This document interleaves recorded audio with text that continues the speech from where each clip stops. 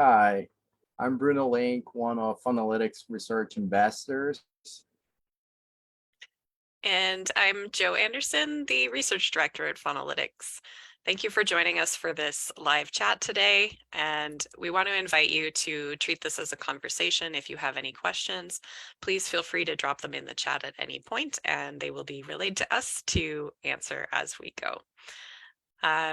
So first, as you probably know, if you're watching this is a chat about our impact evaluation at Faunalytics. So just to introduce that idea a little bit, it's probably familiar to both of you, but the idea is that as a nonprofit organization, we of course want to be having an impact for the group that we serve, in this case, animals. And understanding what that impact is can actually be pretty challenging for a capacity building organization like ours, because what I mean by that is we build capacity for advocates. We put out resources and research that is meant to help advocates help animals. We don't work directly with animals ourselves, which makes it that much more difficult to say, estimate a number of animals that we have helped save or reduce suffering. But we put a lot of effort and thought into how we go about getting a sense of how impactful we are in the work that we do. And part of that is internal metrics that some of you may be familiar with, like Google Analytics, that allow us to look at page views for different parts of our website. We can look at things for our social media. But of course, as you probably can understand, those are a relatively shallow overview of how people engage with our work. So what we do in order to get a deeper understanding is use a series of surveys for different key programs that we have. And that's what Bruno and I are here to talk about today. So just to kick that off, a lot of you are probably familiar with our annual community survey. Thank you if you have participated. We are very reliant on participation from people like you to get this kind of data. So our most recent community survey was in May, and we had about 500 respondents this year, which is fantastic. All of those people took the 5 minutes to participate and tell us what they use about our resources, what they like, what they don't like, give us suggestions. And again, invaluable to understanding what impact we have and how we can do better for our community. So as I alluded to at the beginning, impact measurement can be difficult for this type of work. And the way that we try to get at that with our community survey is by asking people how they're using our resources. And what we find is great news. 76% of people say that our work has helped guide their advocacy decisions, which is exactly the kind of thing that we want to see. And 79% say that it has improved their advocacy efforts. Again, amazing news for us, and I hope for the advocates who are using our work. Perhaps most crucially, we see that more than half of people who completed our community survey say that Faunalytics work has helped them or their organization reduce animal suffering or save animal lives. Now, I say more than half, and the number that we have from this year's survey is 58%. And while that is lower than the other two stats that I just gave, it's really important to notice that this is such a high bar for work like ours that is indirect, that is about capacity building. And it's actually really exciting to me that we see so many people who are saying that the work we do behind our computer screens, for the most part, is something that they take and turn into action that actually helps animals reduce suffering and save lives. And just one example of some of the great comments that we get on the community survey that represent this kind of feedback is this one from an advocate with the Federation for Indian Animal Protection Organizations, who said, "Faunalytics is hands down the first place I go to when I need data to support FIAPO's work in pitches, proposals, or strategy papers." And again, exactly the sort of thing that I get excited seeing, that it is not just using the data itself, but that it's informing strategy and the way that groups are operating. That is exactly what we're striving for with our work. Some other great stats that I love, we see that 94% of our community say they would recommend Faunalytics to other advocates, and 97% say that our work is high quality, which, as one of the people who is tasked with trying to ensure that our work is always high quality, just makes me so happy. And again, here I can't resist sharing another quote that I love. We see somebody, anonymous in this case, saying, "Faunalytics is a fantastic organization that occupies a unique, much needed, and too often overlooked niche in the animal protection field. And I am so grateful that it exists. The breadth and quality of the research and other resources it makes freely available are outstanding." That is an outstanding comment, and I appreciate the time that someone took to convey that feedback to us, because again, this is just exactly encapsulating what we're striving to achieve with our impact. Now, every year we also look to our community survey suggestions in order to get ideas about how to improve, because we and any organization can always be doing more things or doing things better, reshaping our efforts to serve our community as the landscape of animal advocacy changes over time. So as one example of that, last year we launched Fauna Connections, our online symposium, which is designed to connect academics and researchers with animal advocates who can take that research and turn it into action for animals. And just as a shout out, that is happening again next month in September.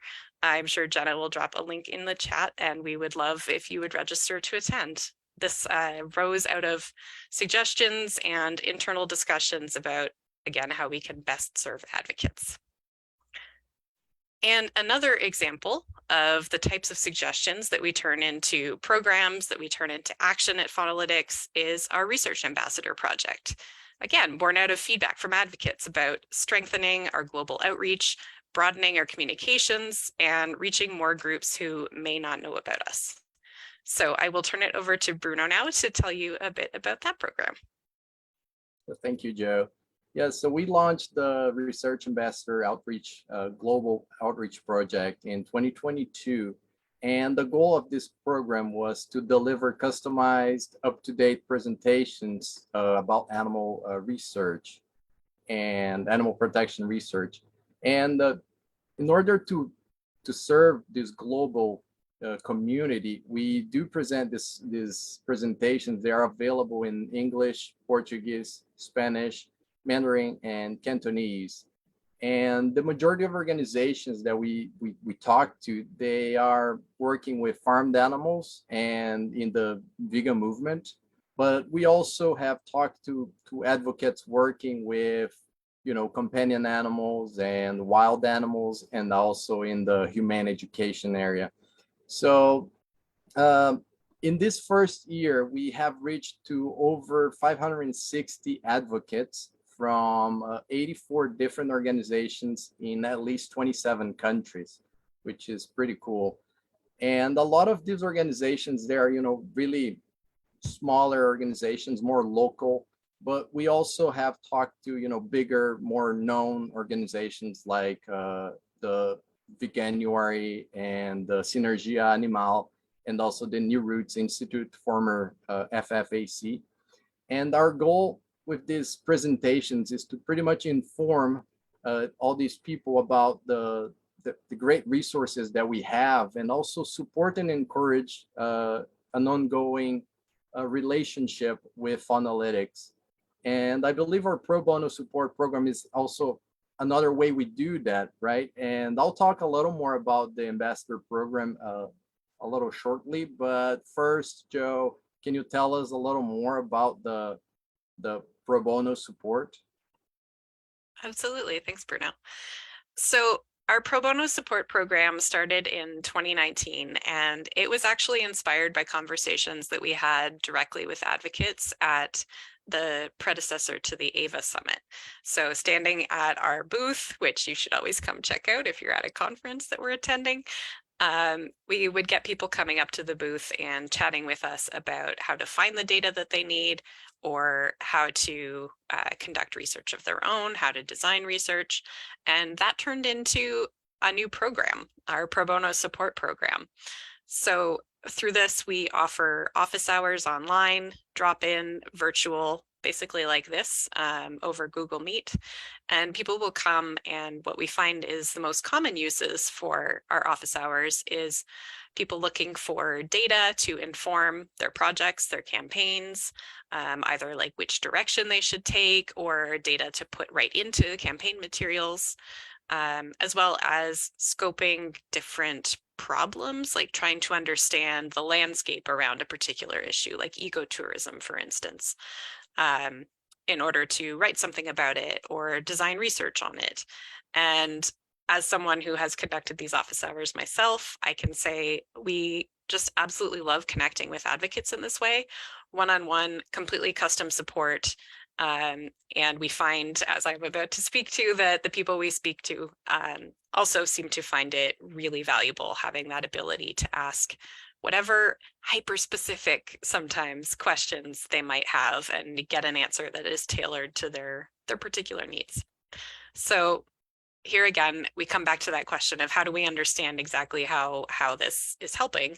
And we have been lucky and grateful to find that people are quite willing to give us feedback on how this program is going. So they will generally do a survey after we have our office hour conversation with them, or sometimes we engage via email as well if it's a more complex or written type of question. And what we find in our pro bono support survey, I am so excited to be able to say that 100% of people who have taken the survey say that they're at least somewhat satisfied with the support we provide. And then going even higher than that, 3/4 are completely satisfied with what we are able to help them with during our pro bono support. We also, of course, want to know, is that satisfaction turning into action? And we find that 82% of people will definitely use what they learned from us in their work. Such an exciting number. And we get a little more specific as well, trying to understand what kind of use people are putting this support to. So these people who are, again, attending office hours or getting email support on a custom pro bono basis often say that it is helping them with their strategic decisions. So almost 40% of people indicated that that was something they would be using the support for. And excitingly, that is up from about 1/4 of people a couple of years ago, indicating that over time, it seems like people are using this kind of support for more of their high-level strategic decisions where it can be really impactful. We also find, similar to some previous things we've talked about, that people will use this support to improve their advocacy techniques, the methods they're using, and also their own impact measurement. So just as we're trying to measure our impact and talk about it now, that is something that all nonprofits and other organizations run up against, trying to figure out how to do that, how to convey it, and how to evaluate it in a fair and unbiased way. And so that's one of the other things that we can often help with during our office hours. We also just have some great conversations that you maybe wouldn't think of as much. I've had amazing conversations with advocates about conducting their own advocate-focused research, whether that's as a student working on their dissertation or another researcher working in a nonprofit. It's great for us to be able to build on the lessons that previous research has learned. We've also had amazing conversations about people who want to get more involved in animal advocacy, helping make connections with groups like Animal Advocacy Careers, or giving suggestions about volunteering and how to use their skills. So all in all, it is just a really wide gamut of conversations that we have, ones that we wouldn't be able to help otherwise because they're so individual and specific. And it's really just a privilege to be able to have these custom one-on-one conversations with advocates. And in 2023, it's almost the end of August. We've helped more than 50 advocates and organizations through this program. And since its inception, the number is actually over 300 at this point. So, yeah, that's great to hear, Joe.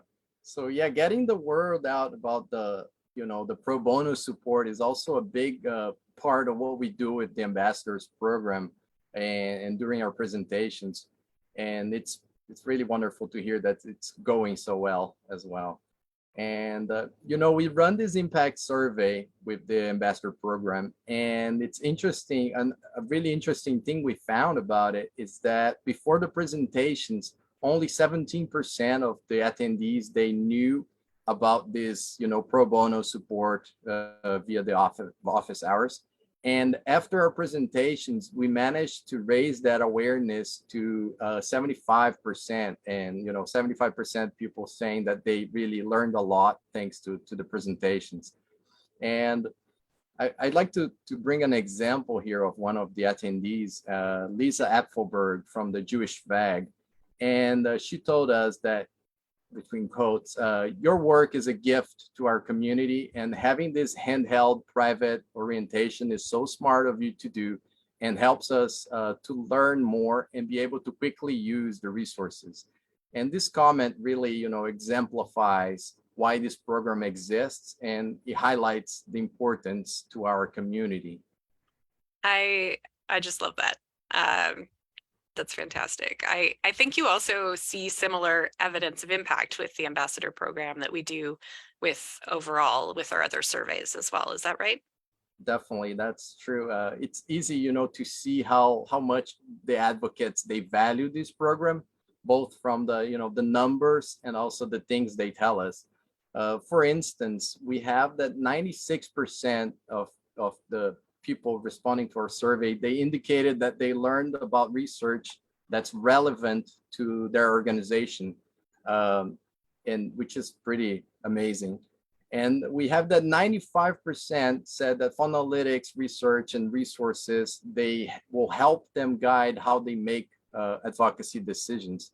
And it's pretty important that we're trying to guide them in the best way we can. And another example here that I would like to mention, one of the feedbacks we got from Elio Siloto from the Coalition of Protection of Racehorses. And he said that the best thing about the presentation was that the ability to gain a different perspective on how an organization can achieve its goals, as we're often caught in the same patterns that don't always achieve the best results. And this really, hits home for us, because that's the goal of this project. And I believe it's, at Faunalytics, our mission is to really better equip advocates and make sure that they can be more effective in their work, right? So throughout all these presentations and the impact data that we collect, we see over and over again how advocates, they plan to incorporate our evidence-based resources into their, decision-making process, and also in their daily lives. And I believe that goes in line with our community survey found. Isn't that right, Joe? Yeah, I mean, throughout all of these surveys, one of the things that we try to do is keep the way that we ask the questions the same across all of them. So try and get the same kind of data from different sources about different programs. Getting a little nerdy about how we do our impact measurement here, but the idea is that's why we keep coming back to this, that we find that the vast majority of our audience, 88%, indicate that they're putting our resources to concrete use for animals. And again, I've talked about some of these things before, but some of the most common ways are improving advocacy materials and techniques, influencing strategies that people are choosing. And also, this is a little underrated, I think, but staying up to date on the latest relevant research. We find that 70% of people who are using our resources are doing so in that way, staying up to date on what's going on. And that to me is really exciting and invigorating about the state of the movement now, that 70% of people want to know at any given time what the latest research is on the topic they're advocating. They want to bring in empirical evidence. They want to bring in the latest science and data to support the work that they're doing. And that's such an amazing shift from being, however many decades ago, purely passion driven with no data existing, to a point where we are both passionate and informed in the work that we're doing. Just such an exciting thing, and so amazing that Faunalytics can be such a big part of that for people. Now, I think we've thrown enough stats at you for this point, as much as we love doing that. But at this point, I will just say, please, again, we love if you would join us for our virtual office hours, which I believe Jenna will have linked in the chat for you. And if you'd like a presentation with one of our ambassadors, like Bruno or one of the others, please check that out as well via the link in the chat. We are very, very happy to schedule presentations with you and your organization and to customize them in a way that will be helpful to your group. Finally, if you would like to help make Faunalytics more successful, to help us make these programs possible, please, we love it if you would donate at faunalytics.org. Share our materials, share our resources, and just use the things that we're putting out to help advocates be more effective. Thank you for your support, and thank you for tuning in today. It's been a pleasure talking with you. Thank you all.